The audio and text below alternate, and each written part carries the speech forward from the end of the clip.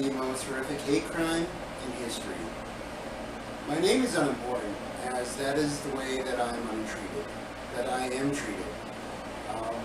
I have been distreated, mistreated, untreated, and ignored.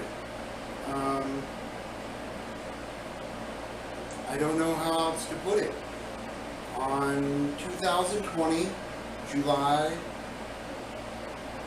June 21st, 2020, June 21st, Sunday, I was attacked. For over 2 years, over 40 people plotted to murder me for being a United States cyber patriot. On the 21st of June 2020 Sunday, they struck. In this video, I will discuss the assault and injury, the hate crime, the surgery that I received and how I was treated in the hospital, and the after-treatment, the aftercare of the treatment that I received so far, and what's been going on, and my injuries and that I've sustained. So, the incident, the hate crime, for over 2 years, over 40 people plotted to murder me for being a United States cyber patriot. I have served the Constitution of the United States in more than one capacity, under more than one identification. I did not volunteer. I was drafted. I did not dodge, and I did what I could to represent to the fullest of my ability as a good person with an untarnished record as a United States cyber patriot.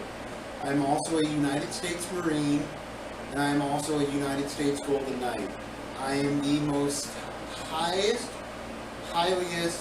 decorated United States Marine in the history of the United States Marine Corps.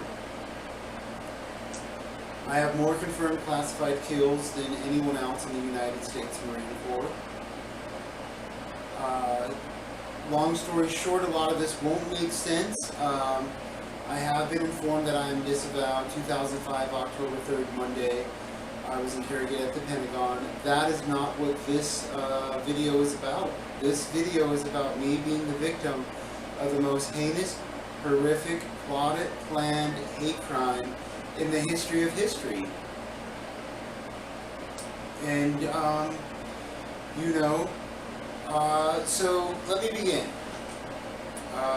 2020, June 21st, Sunday, I was at the Denver Skate Park picking up trash.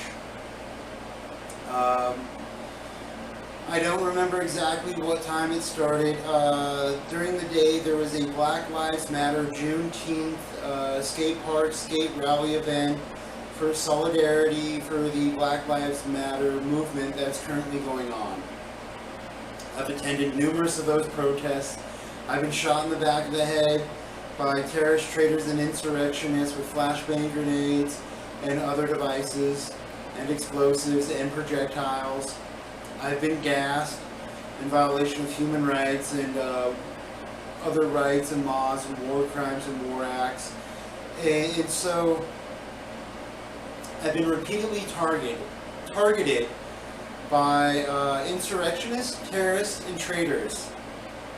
Numerous of them work for the state of Colorado, the city and county of Denver.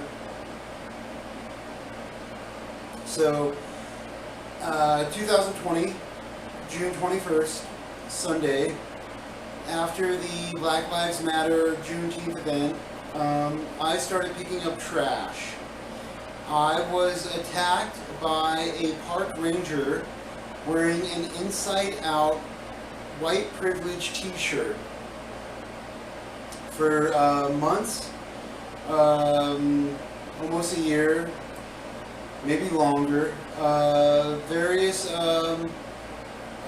city and county employees and of the city of Denver and employees of the state of Colorado, cops, sheriffs, sheriff's deputies, city police, state troopers, other law enforcement employees and government employees have been wearing a white privilege t-shirt. They've been showing off this t-shirt in the King Soopers grocery store and the Whole Foods grocery store.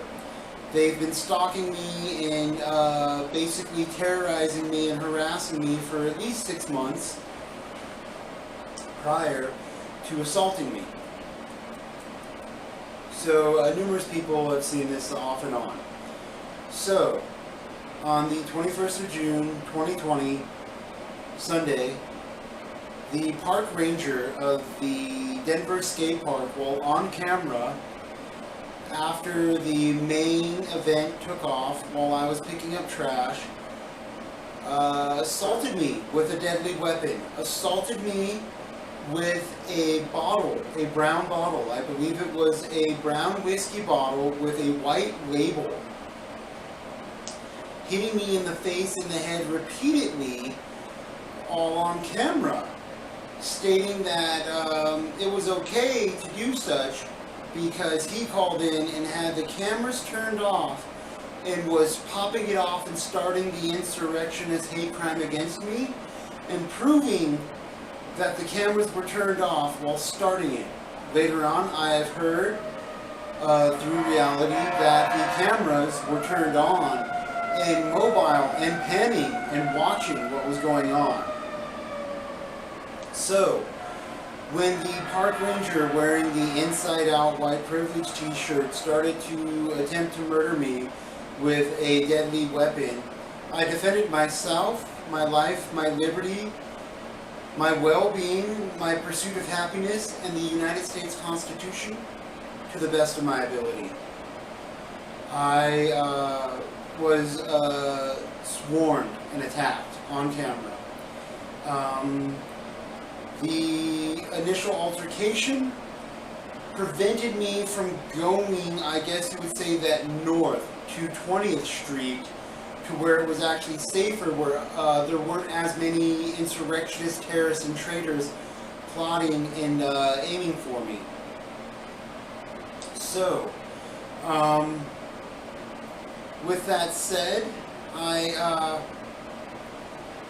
was repeatedly attacked by up to 40 people. There were several groups. Each group had 6 to 7 in them. There was 3 to 4 groups at once.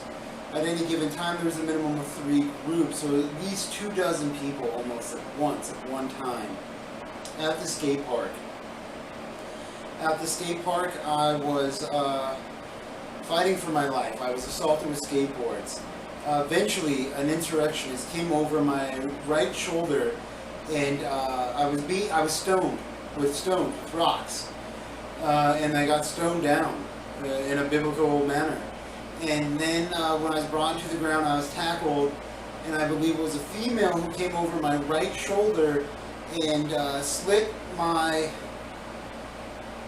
left wrist and mentioned, "This is how Jesus got crucified. This is how you're getting crucified." So slit all arteries, tendons, and nerves, severed. I started to bleed out while being stoned. I fought for my life and defended the Constitution to the best of my ability. Eventually, I started to pray. I bled out. I went into hemorrhagic shock.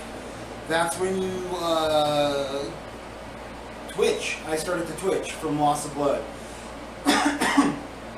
From there, I made it to a park bench and I started to pray. The insurrectionist hate crime people, they came up and was stoning me from behind, saying that's what I get for serving the United States Constitution.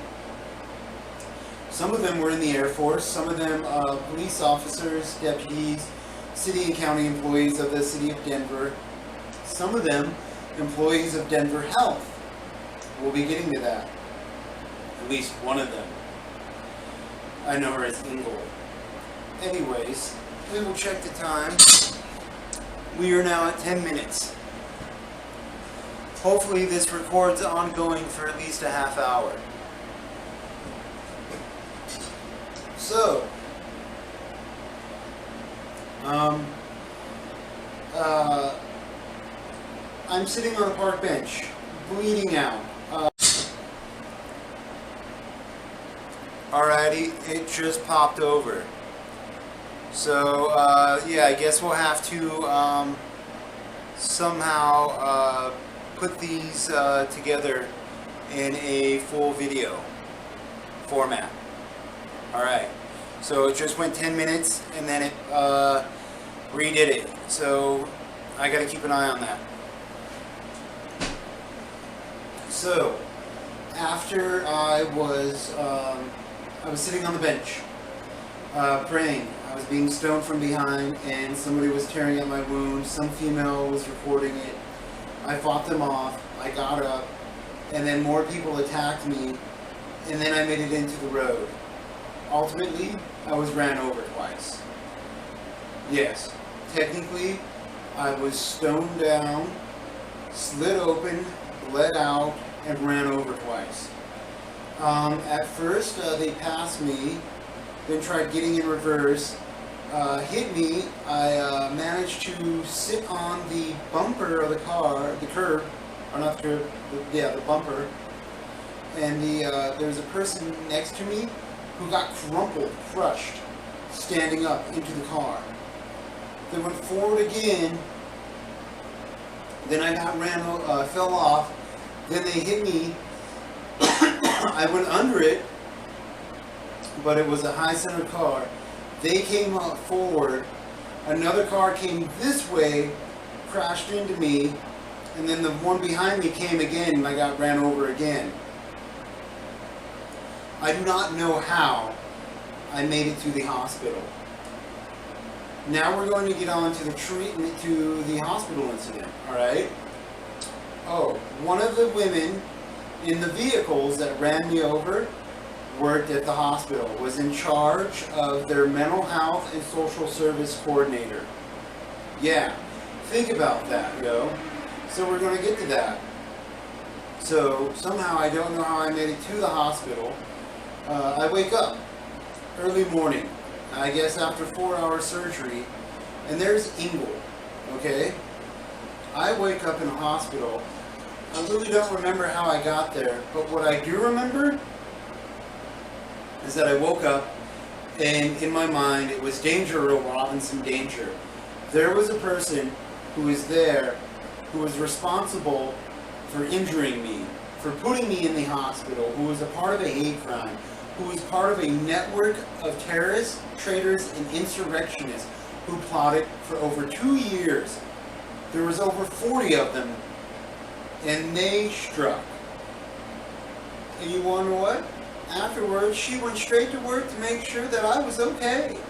But that's not the way it was when I woke up. When I woke up, she was telling a nurse to try to drug me up with whatever the nurse could to try to kill me. To drug me up with Thorazine, so I couldn't remember what happened and how it went down. And then when I was up, you ever play the video game Wolfenstein? You ever see a movie, a video game, a graphic novel, a comic book, where there's somebody, and the dude, you know, he wakes up in the hospital, and he's there. And he wakes up, and there's a group of doctors, and they're like, hey, we did this great surgery, we're real concerned for you, we're worried about you. And then right next to them all, there's fucking Ingle, you know? And she's like, fuck you, you know? And she was all like, we stoned you down, we slit you open, we bled you out, we ran you over twice, how the fuck are you alive? And I was like, fuck you. You know, and then the doctor right behind her. Alright, so when I woke up, there's Ingle and 3 dude doctors, a female doctor, a male nurse, and a female nurse, alright? So the male nurse was right next to my bed, and the female nurse was off working on some electronic stuff. So, I'm there. I wake up. At first, it's fucking Ingle, alright? Just hating on me, telling these nurses to kill me, get me with everything. Then the doctors walk in, And the female doctor who saved my life, she didn't say much, alright? At least I don't remember her saying much. She's done surgery on me before. I believe her name. I don't know if I should mention it, but anyways, she no longer works at the hospital. I thought that was odd. Everyone involved got some paid time off. We'll be getting to that because I got lethally injected. They bragged about getting me with sodium pentothal the entire time. And then they ultimately allowed people who didn't work for the hospital to come in and get me with 5 injections. So yeah, that was very messed up. Extremely interesting. I'm grabbing some water. So, I wake up in the hospital. Excuse me.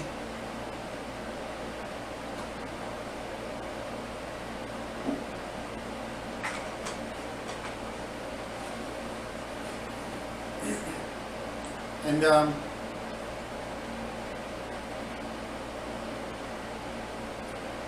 I'm getting inquisition. I don't know how else to put that. Yeah, the doctor asked, why did I save your life? I'm trying to say, hey, danger, this woman ran me over. She's the reason I'm in this hospital. She attacked me. The doctor asked, Kenneth, why did I save your life? Because that's the name they know me by in the hospital. So, Doc, I thought about it. I don't know why you saved my life.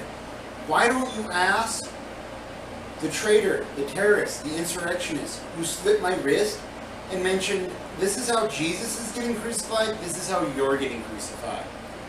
I don't know, Doc. Why did you save my life? That's a very good question, Doc. I don't know, maybe it's because I'm the victim of a hate crime, that I served the United States Constitution as a United States cyber patriot, and the woman you were standing next to ran me over. Who knows, Doc? Maybe I woke up in a hospital, and that's what you do in a hospital, you save people's lives. I don't know why you saved my life, and more than that, I don't know why you asked why you saved my life. Okay, Doc? Think about it. All you got from what you told me at first was that you heard that I slit my own wrist. So think about that. In the hospital, they heard that I slit my own wrist and somehow I got there. When I asked how I got to the hospital, they said aliens dropped me off. They said that they sewed a mouse into my arm, and every time they were giving me injections, I don't know what it was. Oh, yeah, that's another thing. They were doping me up and then doping me down. They were committing attempted murder over and over and over in my mind. They constantly said that they were getting me with sodium pentothal and the other chemical ingredients that are used in lethal injection. So yeah, I really don't know what to think about how I was treated besides the fact that it was horrific, messed up, insane, and almost unbelievable, and the entire time on camera. It was put on camera that how many times they doped me up with something and then sedated me, which is attempted murder, attempted murder, attempted murder, attempted murder. Think about it. They kept doping me up with some type of pharmaceutical to bring me up and heighten me so they can ask me questions. And then when they were asking me questions and I would tell them the truth about what was going on, they would dope me down again so I would forget. Alright, so the first story was I got in an argument with an underage minor and then slit my wrist. Oh, part of the story was that I was drunk, but there's not enough alcohol in my system is what they said. Alright, then the second story was that I got in an argument with a minor, attacked the minor, felt bad for attacking the minor, then slit my wrist. Now check this out, I'm a lefty. I can't do this with my right hand. There's no way a person can do an injury like this, so severe, without like twitching back, you know? And this was, it's not a self-inflicted wound. They eventually figured that out afterwards, you know? And also, I had a concussion, 4 broken ribs. I had to go back to the hospital 4 weeks later because I went there 2 weeks later, then 3 weeks later, then the 4th week later. They were like, oh, hey, go to urgent care. So I go to urgent care, get some x-rays, and they're like, oh, that. Then I have to go back for my shoulder, but finally in 2 days I get an MRI, alright? 8 weeks later. I was informed, I had internal injuries from being ran over, internal bruising. There were protrusions from the bruising, easily noticeable. They didn't care. So in the hospital, I wake up. One of the people who ran me over and put me there is right there. I'm telling the nurse, I was like, hey, they ran me over. And I was like, yo, dude, check how their story keeps changing. Their story's going to keep changing. My story's going to stay the same. They ran me over. I need to talk to federal law enforcement and military law enforcement. The police was in on it. And I told them about what happened at the skate park. Nobody believed me. Nobody cared. So then, they keep doping me up to question me. Then they sedate me, leave, figure out some new story, come back in, dope me up to bring me back to consciousness, you know, and interrogate me some more with an inquisition. Constantly asking me why I saved your life. I'm being ungrateful. I'm constantly saying I need help. I need an MRI. I need to talk to federal law enforcement. This woman over here ran me over. They're saying I'm insane. And then their story goes from from an argument to slitting my wrist, to a fight to slitting my wrist, to something else. Then I slit my wrist. And then I thieve a car, then slit my wrist. And I'm like, look, they just brought in the car. And the nurse was like, holy fuck, you know, because the nurse was like, whoa, that's right, he said they were going to bring in the car. And I was like, look, dude, and I'm telling this nurse, I was like, yo, dude, I'm a lefty. How the fuck do I slit my own wrist? How the fuck do I get all these bruises? And he's like, yeah, and I was like, think about that. And like, my whole face was all messed up and bruised, alright? So, if you think about it, I guess I would have had to beat myself up, bruise my face, beat myself and break my foreribs, bruise my insides, and then slit my wrist, and then run myself over twice. Something, I can't remember how their story was panning out, you know? But yeah, that's what they were talking about in the hospital, okay? And then ultimately, later on, let me check the time. Alright, we're at 12 minutes. It might kick off at 15 or it might keep going. Alrighty, so they're bragging the whole time that they're going to let people in and do whatever they want with me, rape and murder me,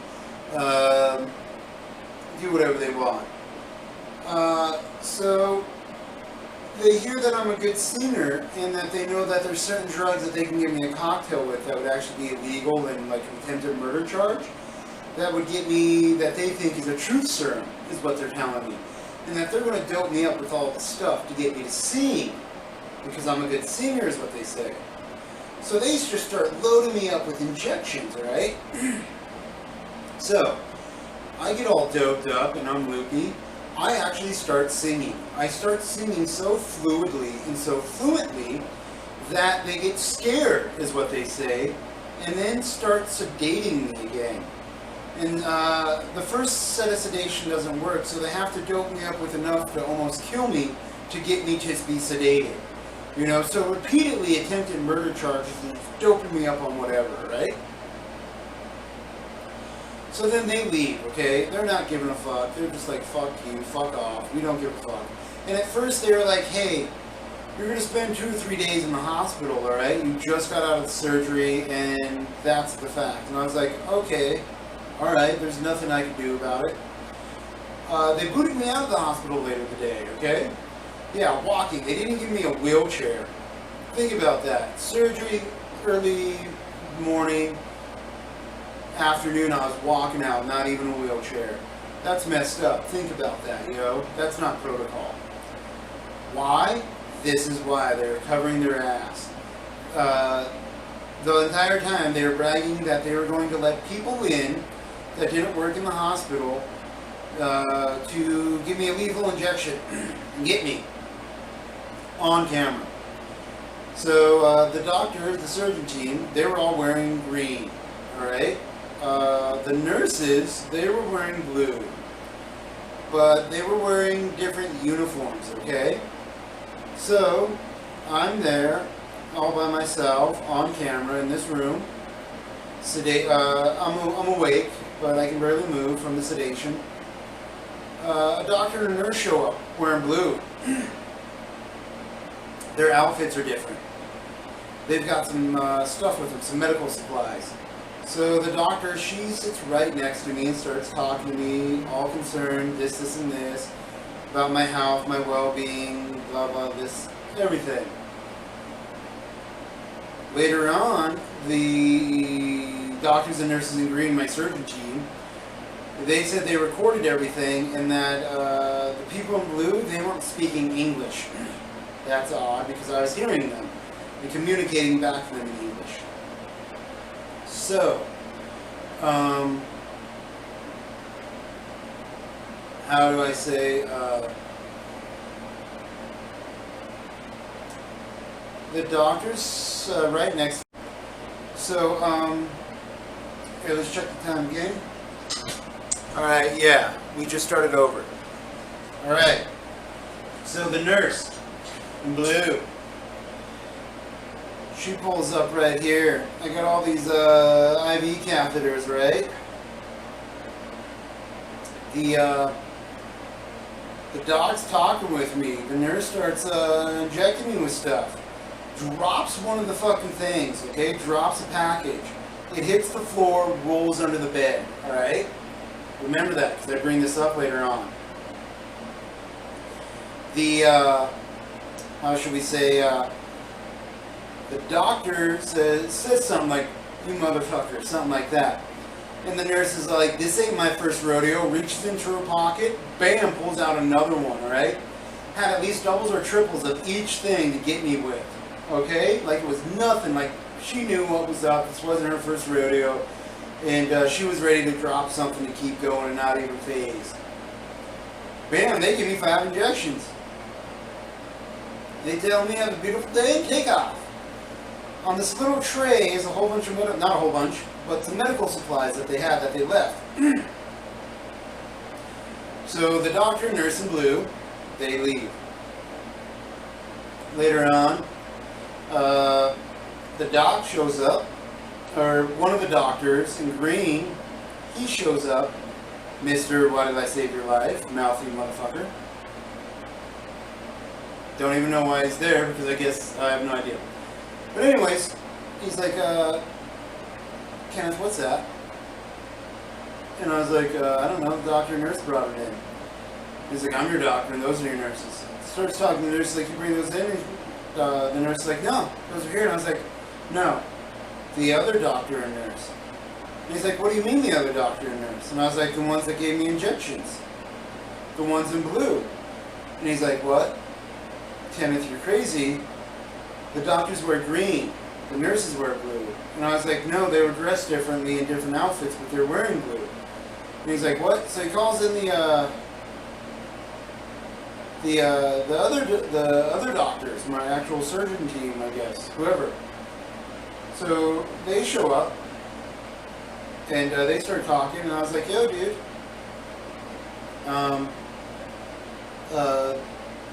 the actual doctor who did my surgery, she's there. The other doctors, they're there. And this the doctor who's like, "Why'd I save your life?" is like, "Hey, Kenneth, tell us the truth. Who brought that in?" And I was like, "The other doctor and nurse. I didn't leave. The camera's right there." And he's like, "That's right, we have cameras. This is all." And I was like, "Yeah, you can look on cameras. You can see who did it." And he's like, "What?" Yeah, so they're all like in with not knowing what's going on. I'm like, "Yo, dude, this doctor and this nurse came in, they spoke with me, and they gave me a couple injections, and they left." And they're like, "We're your doctors, those are your nurses," and I described them, and they're like, "No, you're crazy." And I was like, "Well, where'd that come from?" I'm like, "Yeah, Kenneth, that's what we want to know." where'd that medical supplies come from that's on that tray right there? And they're like, Kenneth, this room has a camera. And I was like, yeah, I know, the camera's right there. I'm pointing at it. I was like, yeah, the camera's right there. Saw everything. Saw the Asian doctor in blue, and saw the blonde-headed nurse in blue. So, they go, and they go check the cameras, and then they come back, and they're like, Kenneth, this is serious, this is an emergency. Those people didn't work here. What did they say they gave you? And I was like, I don't know. They just said that they had some stuff that they were supposed to give me after surgery. So, it's been about 15-20 minutes, alright? Since the initial injections. So then, all the nurses, or all the doctors and the nurses, alright? So, even fucking Ingle, you know, Mrs. fucking Spruckins, fuck you, how the fuck are you alive? Yeah, she's there, okay? I start feeling like I'm on fire. I still feel it to this day, especially when I lay down, when I try to sleep. In between my skin and my muscles feels like it's melting. My fingernails feel like it's melting. They're on fire constantly. My insides burn constantly because I got lethally injected. I got injected with a whole bunch of stuff. So about 15-20 minutes after I got injected, all the doctors and nurses and Ingle are there, and I start, asking for help. I tell them that I feel like I'm on fire, I can't breathe, everything's hot, I'm melting, I'm trying to take the blanket off. I start twitching, convulsing, hyperventilating, each one separately for about 5 minutes each. I convulsed for about 7, twitched for about 7, hyperventilated for about 5. I foamed at the mouth. I convulsed. The entire time I was completely conscious and aware of it all. Part of it, I tried to hoorah, just get up and go as a fucking Marine out of the fucking bed. I was convulsing, snot was coming out of my mouth. I even inhaled it because I was hyperventilating. This is all on camera in front of them all. One of the doctors, who I guess was in the Air Force, was right there cheering me on while I was saying hoorah, trying to just like hoorah out the bed and get up and climb out the bed while convulsing, hyperventilating, and twitching. Ultimately, I twitched and flopped back down on the bed, and then continued to convulse, hyperventilate, twitch, flop, foam. Completely conscious during the entire time, completely in pain, in fire, melting. And then the convulsions stopped, and I was able to regain breathing. And they were just like, holy shit, and they really didn't give a fuck. And then later on, they kicked me out of the hospital to cover their own ass. They didn't even wheel me out in a wheelchair. At first, I was supposed to be there for another 2 or 3 days because, I just got out of surgery. I got ran over twice. They didn't give a fuck, dude. They were not fucking giving a fuck. And, And so, ultimately, I had to go pee. And they were like, get up and go. So instead of peeing myself in the bed, I had to get up, walk to the bathroom right after surgery. Almost collapsed a couple of times, and then made it back. And while walking back to the bed, that's when I noticed something was on the floor. Sat back in bed, asked for a doctor to show up because I had something to say to the doctor that was important. The nurse gets a doctor. I tell the doctor that this is important, that the other doctor should be there, and that it's so important that I'm going to tell him anyways in case I lose consciousness and forget. Now this is Mr. Fuck you while I save your life. He's still got an attitude, alright? So I tell him, I was like, hey doc, I just walked to the bathroom and I walked back. Well, walking back to the bed, I noticed there was something on the floor. It was one of the things I got injected with from the nurse that doesn't work here. I remember her dropping it and talking about her rodeo. So I tell the doc all that, alright? So I'm telling him, like, hey, dude, check under the bed. Just look, don't move it. Get the other doctors first. He's like, what? Okay. So he looks under the bed. And he's like, holy shit, Kenneth, there is something under the bed. And he asked the nurses, like, did you all know? And I was like, I didn't tell him, doc. I told him I wanted to talk to you first. And, so yeah. Then they went and got the doctor, and I told the doc, hey, this is important, there's something here. So he goes, grabs the other doctors, and I was like, hey, doctors, and this doc said, hey, Kenneth has something he wants to tell us. I said, yeah, that nurse dropped something that she injected with. She had extras in her thing and spoke about how it wasn't her first rodeo. What she dropped is under the bed. I saw it when I came back from the bathroom, and then it reminded me that she dropped it when I saw it. Please run it through a lab. And they're like, oh yeah, we'll run it. So they actually pick it up, they go run it through a lab, they come back. They say that it cleans out the system. It doesn't just clean out the system or clears out the system. It will clear out everything that's been put into me. And I said, wow, that's very convenient for y'all. And they're like, what? And I was like, well, think about it. Think about how many injections you all gave me to give me an inquisition and question me and interrogate me. How many injections you gave to sedate me. And how many injections you gave me to get me to sing. And then how many injections you gave me to sedate me again. So basically none of that can be seen anymore in my blood. And they're like, yeah. And I was like, wow, that's very convenient for you and them. It's already done. I'm still in pain. What do I do? And they're like, there's nothing you can do. What are you going to do about it? And I was like, well, I guess I rest for a day or two. Then I go to social services people questioning me about if I was going to sue them. You know, my health meant nothing. My well-being, nothing. The fact that I was the victim of a hate crime, nothing. The fact that one of their employees were a part of it, nothing. Nothing. You know, they did not care. They were more concerned about covering their ass and kicking me out. And I guess I have Cuban citizenship, so I guess the Cuban embassy called them, and they're like, yeah, your embassy called us.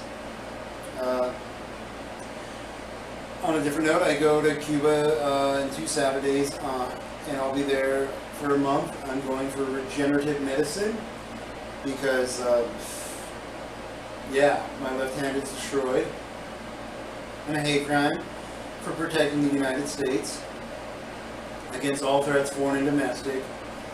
And so, yeah, so that's what happened at the hospital, right? That's what I woke up to. And for all I know, I'm probably missing a lot of little intricate little spots that are just ruthlessly cold and evil and manipulative against me in the way I was treated and distreated and mistreated and entreated and untreated, you know? For serving this country and being plotted against for 2 years. So, that was the hospital treatment. So ultimately, they're like, hey, you have to go. Here's a case ID number for your property because the police were called for the incident at the skate park. But let's go see if I can get that case ID number real quick. 2 minutes in, huh?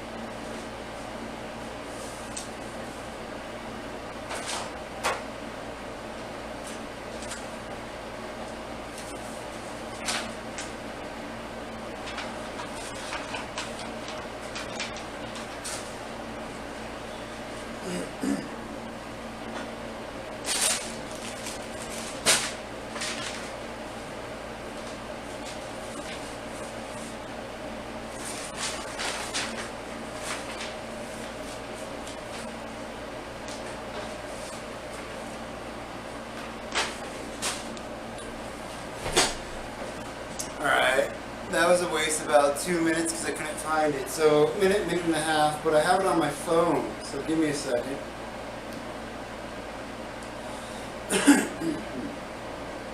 Yeah, so they're like, oh, the police have your property. You have to call property to go get your property, all right, with this case ID number. So there's obviously an incident report, case ID number. I've called Sergeant Bronson at least twice, left him a message with the case ID number, all that good stuff. Here we go.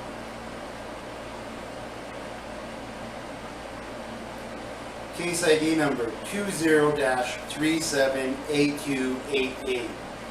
Yeah, that comes from the incident at the Denver Skate Park, which is basically Little Raven and 20th, around 8:30 p.m. or 8 p.m. to 8:30 p.m. 2020, July 21st, Sunday. Case ID number 20-378288. I got that in the hospital. They said that the police gave that to them in the hospital, and that the police had my passport card, my keys, debit card, and my bike, because I left my bike there. So, when you think about that, and how the disdainment and mistreatment and disregard for my general well-being in a hospital after surgery, you know, it was just unbelievable, inconsiderate, and inexcusable almost. And then to have the person who ran me over to be right there. And then later on she admitted to it. Also, yeah, eventually she admitted to it, yo. She admitted to it and was like, I don't care, fuck you, we ran you over, we beat you down with rocks, we slit you open, we bled you out, and we ran you over twice. How are you alive? You know, and was loud and proud about it, and just hateful of my service to the United States Constitution. So yeah, that's a fact. That happened, yo, in the Denver Health Hospital. So that occurred, and then when I was leaving, they were like, hey, you gotta go. And I was like, may I have some clothes? And they're like, what? And I was like, you said that the police took my clothes as evidence because they're soaked in blood. And they're like, oh yeah, that's what they said. And I was like, yes. Do you have pants and shirts and shoes and socks? And they're like, we don't have shoes, but we can get you socks, pants, and a shirt. And that's what they did. And they also gave me a sling.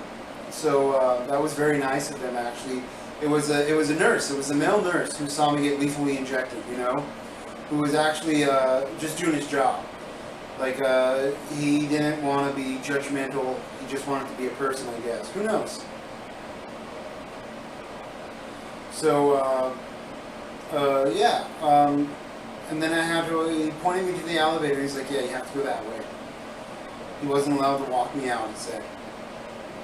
So I had to go to the elevator all by myself, go down fourth. I was on the 4th floor, go down to the 1st floor, go around somewhere, find my way out, and I go that way, there you go. So I had to walk out, call an Uber home, passed out. The next day later, woke up and talked to some people. So that was the hospital, all right? So now we're going to get into the aftercare and the after treatment, and the pain and all my injuries. So after that, I have to call to set up a follow care appointment within 2 weeks.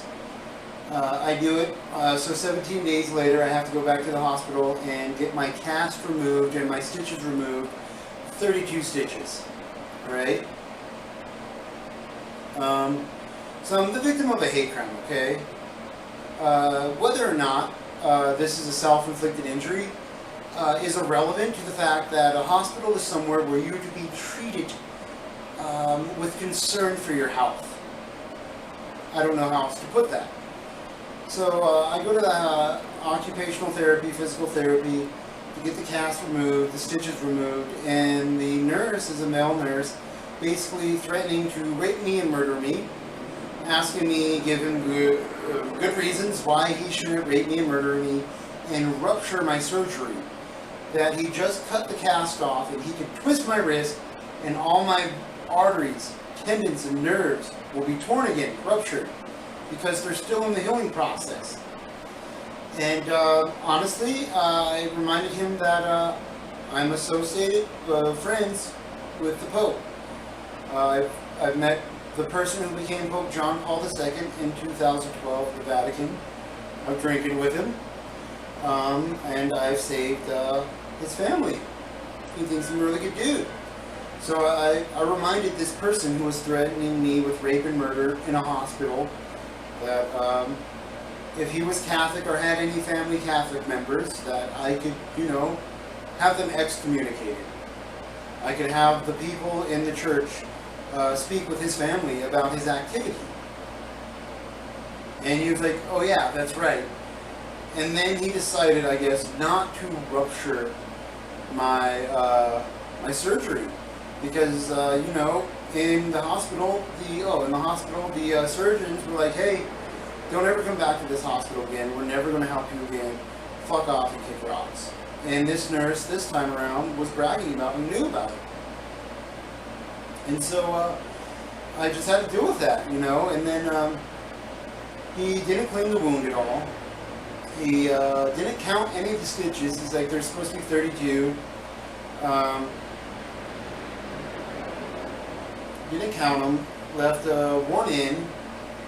And then I had to go to the occupational therapy part with holding my hand and have that cast made. And that's what happened. So off and on. So that was 2 weeks in. At the third week, I went back. Fourth week, went back.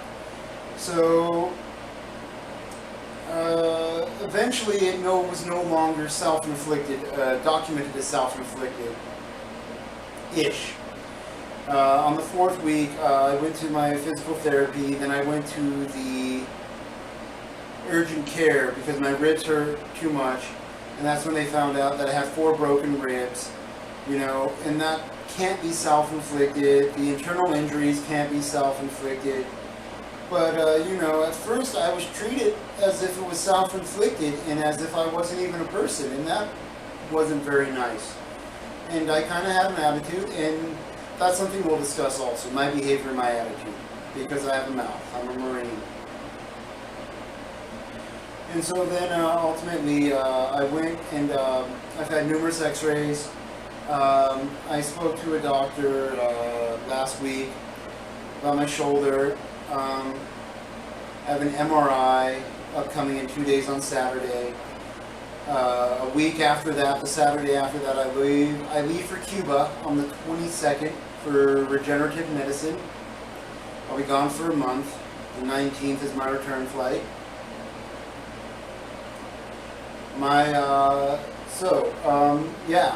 I've been doing my physical therapy,